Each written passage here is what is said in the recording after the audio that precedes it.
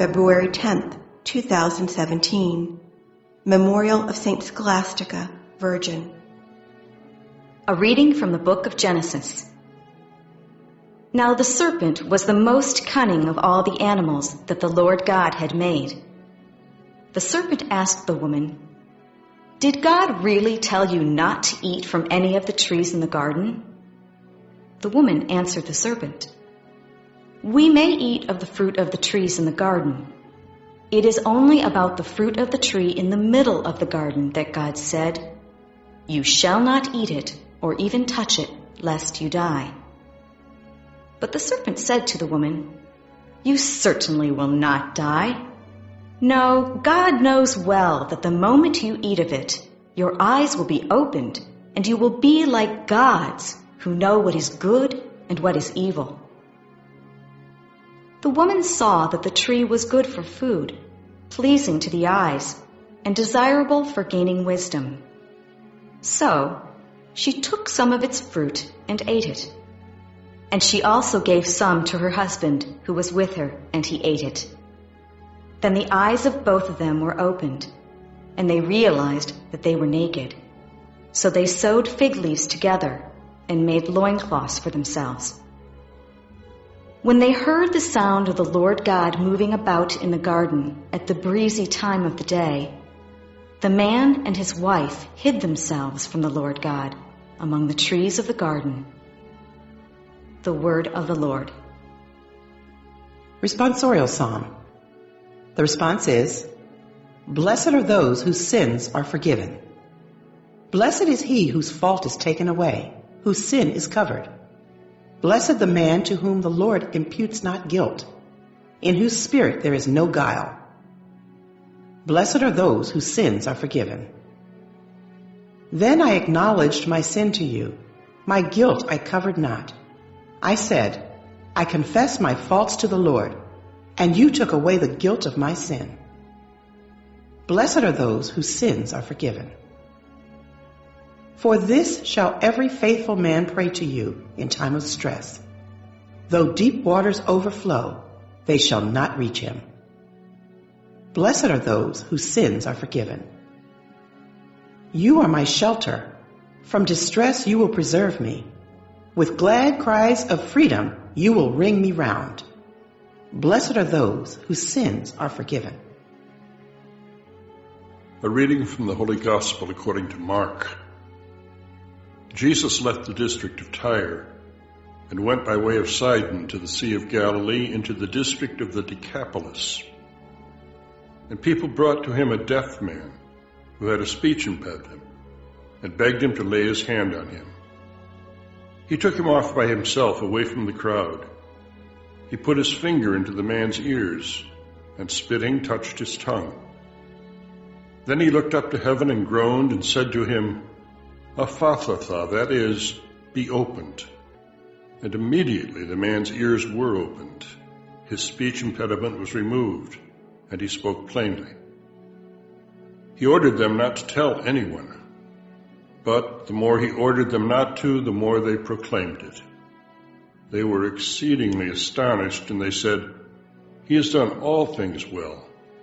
He makes the deaf hear and the mute speak." The Gospel of the Lord.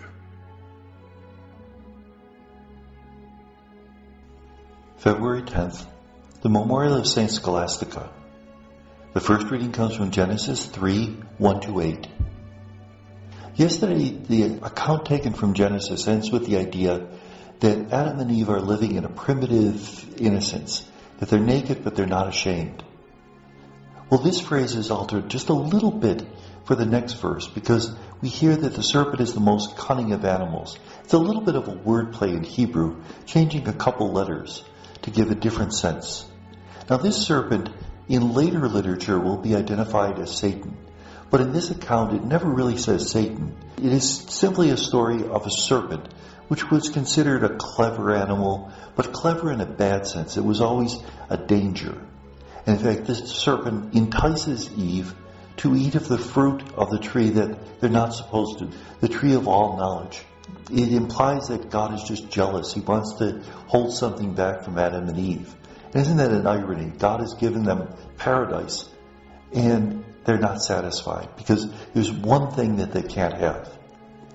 The woman, in responding to the serpent's question, did God say you can't eat it? It says we can't even touch it, otherwise we'll die. Remember, in the account, it really didn't say that, but you can see how this is playing in her mind. That God wouldn't even allow us to touch it.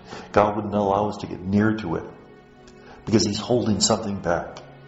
And the serpent is very clever in the way that he entices her to look at it, to see how good it is, to eat it. This is a perfect example of what temptation does to us.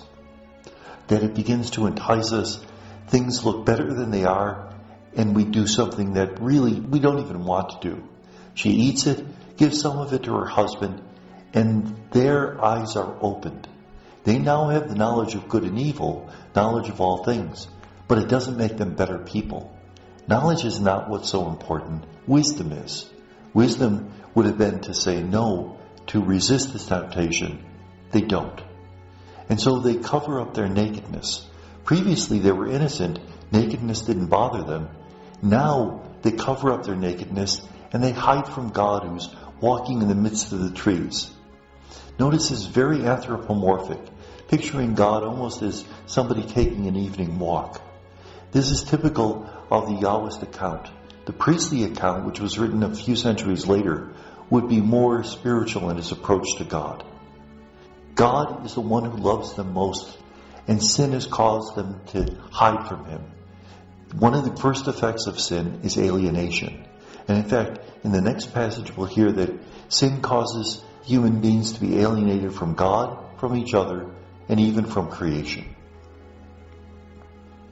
The Gospel is from Mark 7:31-37. Jesus goes from Tyre, which is pagan territory, to Decapolis, which is another pagan territory. And the people bring a man who's deaf, has a speech impediment, and Jesus opens his ears and his tongue. He says, Ephatha, let it be opened. In fact, in the baptism ceremony, we still use this ritual. We bless the tongue and the ears of the child so that whatever the child say will be in God's name. Whatever the child hears will be the message of God. The man is able to speak, and people are astonished by this. He does all things well. He makes the deaf hear and the mute speak. They recognize that he has the authority of God. And remember, this is being said, this is being performed in pagan territory. His own people, from his own village, from the Pharisees, would not accept him. So Jesus is reaching out to those who will accept him, the Gentiles. And may God bless us.